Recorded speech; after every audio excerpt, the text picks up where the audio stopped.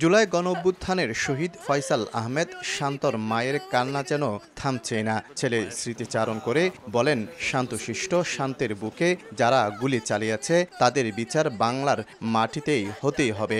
আমার সেই একমাত্র সন্তানকে কারা এভাবে হত্যা করলো, এর বিচার আমি চাই। চট্টগ্রামে শহীদের পরিবারের খোঁজ ও তাদের ব্যবহারের জিনিসপত্র সংগ্রহে রোববার সকালে প্রথমে নগরীর লালখান বাজারে শহীদ শান্তর বাড়িতে যান সংস্কৃতি উপদেষ্টা মোস্তফা সরোয়ার ফারুকী ও জেলা প্রশাসক ফরিদা খানম। সংগ্রহ করেন আন্দোলনে ব্যবহার হওয়া শান্তের গামছা, রুমাল ও ছবিসহ ব্যবহৃত জিনিসপত্র, যা রাখা হবে 5 আগস্ট উদ্বোধন হতে যাওয়া জুলাই স্মৃতি জাদুঘরে। জুলাই জাদুঘরের কাজ হবে খুনির সব অপরাধ জাতির সামনে তুলে ধরা, যেন 50 বছর পরে, তখন আমরা কেউ থাকবো না, বাংলাদেশের 50 বছর পরে যে প্রজন্ম তারা যেন ওই জাদুঘরে গিয়ে দেখতে পায় আসলে কি হয়েছিল। যারা শহীদ হয়েছে এই জুলাই অভ্যুত্থানে তাদের হত্যার উপযুক্ত বিচার হোক।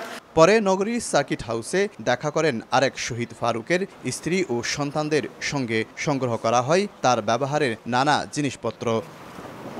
শফিকুল আলম, সময় সংবাদ, চট্টগ্রাম।